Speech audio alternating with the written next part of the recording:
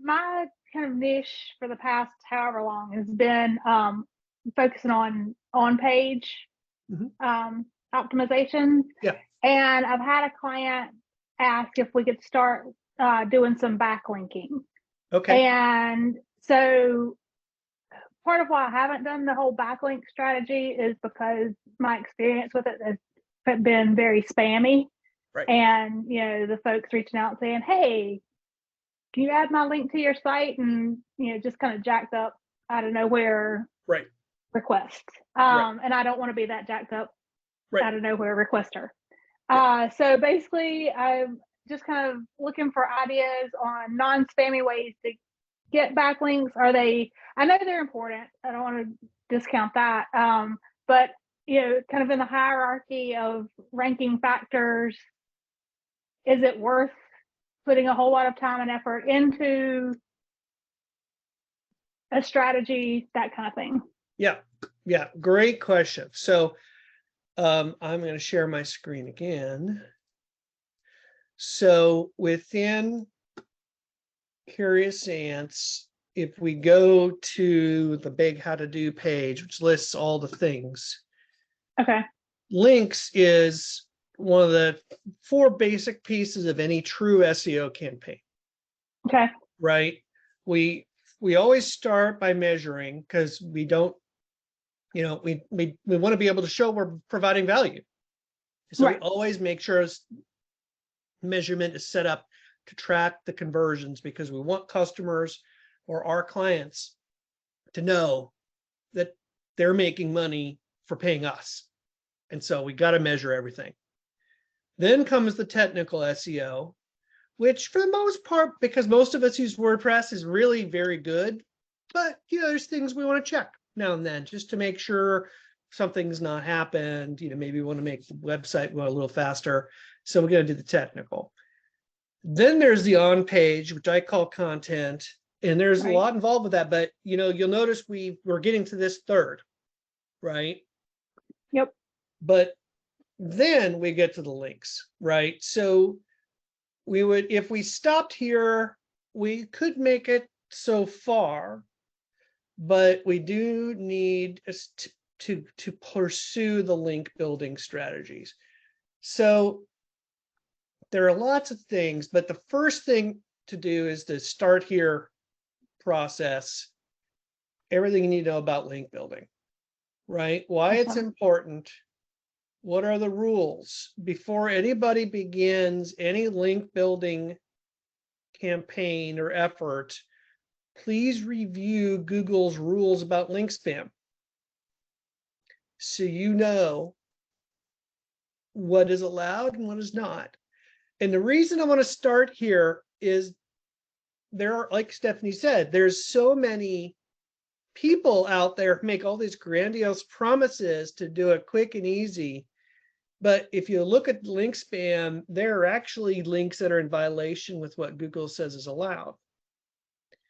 Now, why does Google set rules for links? And the answer is because they have really significantly impact SEO, right? So here's an outdated example, but it gives a little bit of a perspective. So regardless of where your personal politics might be, I offer this as an example. When George W. Bush was president of the United States, he ranked his White House profile page ranked #1 for the phrase miserable failure. I remember that. Right? The words miserable nor failure were even on the page. How did that page, of all the pages in the entire universe that could rank for that phrase, show up for that? People built links to the page using the anchor text of miserable failure. This is called the Google bomb. Google has since corrected the algorithm, so you can't do that. as easily anymore. But it was so powerful that when George W. Bush left office, Barack Obama's personal page on the White House website ranked for miserable failure. Okay, that tells you that links are very powerful. Okay, now on the Everything You Need to Know, I have a little video that's worth watching from YouTube on why links are, how links are used in Google's algorithm. It's one of the things that made the Google algorithm better than the Alta Vista. If you used the internet that long ago, like this is what made Google work. It's links. And this little video here will explain to you what that has to do with anything. So read the spam guidelines to what's allowed before you do anything. Understand what this is, and then understand that not all links are equally helpful. Yeah. And so we need to understand that things like, hey, you know, if the page can't be indexed by Google, whether it's a technical problem or it's no indexed in the robots, well, then that link doesn't count. If you can't crawl to that page and it's orphaned, that link won't help. If the link is a JavaScript link or has the nofollow attribute attached to it, it doesn't help. If it's sponsored or UGC attributes, it doesn't help. This is why social media links don't count for Google's algorithm, because they're almost all either no-followed or Google can't crawl Facebook, right? Those links don't help us from this. So what we have to do is find, so we're in this balance of finding ways to link to our client's website because it really matters, and still complying with Google's rules because they matter so much. Google had to set up rules, right? The fact that there are still rules should tell us this probably matters a lot more than we realize. Okay, now here's the good news. When I got started doing SEO, I'm embarrassed to say this, sometimes we'd build hundreds of links to a web page because that's what you needed to succeed. That is no longer the climate. Right now, there's a couple things. There were big penalties that Google issued. In fact, people who've been doing SEO for a while have pride themselves of getting a website banned by Google because they knew they were doing the right thing if they did. I got clients banned by Google. I've learned my ways, and I'm trying to teach you how not to do it that way. But Google doesn't usually, and except in the most egregious examples, give out penalties anymore. Basically, they just ignore links that shouldn't count. So on one way, that's almost the sadder situation, because you could go and buy 100 links to your website and just waste money because Google's just going to ignore them. They've moved the penalty into the algorithm so that Google just ignores any link that they think is manipulative. But that does mean we still need to get some links. We just don't have to get as many. But we need to look at some opportunities to find links. So I would say there are 3 basic ways to get links. Find this. So there's a bunch of documentation here in CuriSense about link building. Everything. Okay, the first way I would start is links from brand mentions. Okay, this is just simply the idea that if people are talking about your business, why aren't they linking to your business?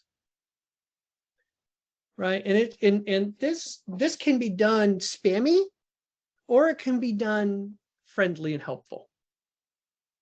So, let's say, and I have an example, we follow this process and we find links that end up being really good links just by using brand mentions and making a couple of updates to websites. Now, what you need to do is have a bigger picture. So let's say the idea here is we're going to Google our company's name, find people who are talking about us, and ask ourselves, why would this website link to us? Maybe it would just be, hey, would you like to help your visitors out? You talk about us, but would you like to help your people out by making it easy for them to find us? Okay, would you please add a link? You'd be surprised how effective that is. Another way of saying is, well, maybe it would be harder for them to change their web page to add a link, but maybe if they've talked about you in the past, they'd be willing to talk about you now. Like, what if it was a profile about your business when you got started? And you can pitch them, hey, how about an update? I've been in business for 10 years. Would you like, where are they now kind of update? And as you negotiate that, make sure there's a link in that one, right? There's all kinds of ways to do it like that. There are some other things I'm recommending, like setting up a Google alert for every time your business is mentioned, right? It's an easy way to let Google do your link building for you. Hey, your business is mentioned, go hit them up. Now, sometimes, however, our businesses are small and no one's talking about them, right? So what we have to do is go and try to get more positive brand mentions. That's where the local listing process could potentially help us. That's going out and going to websites that are credible and submitting our business listing. Not all of those count from a link building perspective, but some of them do. But even if they don't count, if you're on Yelp or on Apple Maps, that's going to help your business. Even if the link doesn't count, you'd still take it, right? Guest blogging is kind of fallen out of favor, but if you do it right, it's still a very legitimate tactic. That's the idea of finding a relevant website to your client and saying, hey, would you like us to write an article for you? I literally did this today. I have a client that's in engineering space, and there are some periodicals in their industry that are just begging for content from experts. Well, guess what? My client is full of experts, and we can write an article, submit it. Now the industry website is grateful for a really in-depth, really interesting, and totally unique piece of content article. And by the way, they're going to link to us just because they're going to say, and this came from these people, right? Now, there's a spammy way to do that, and that's use AI to write something that everyone else says, and it doesn't really add anything to the contribution, and we're going to publish it in any website that would be willing to take it. How good is that link going to be? But if we're writing for industry periodicals, boy, that's going to be really good. Another underrated tactic is the help a reporter out service. There are several services like that where reporters are looking for a source of information for their article they're writing. And they say, oh no, I don't know anybody who's an expert in, I'm thinking about your client that we talked about recently, Lydia, an expert in hair color and the top trends in hair color this year. Okay.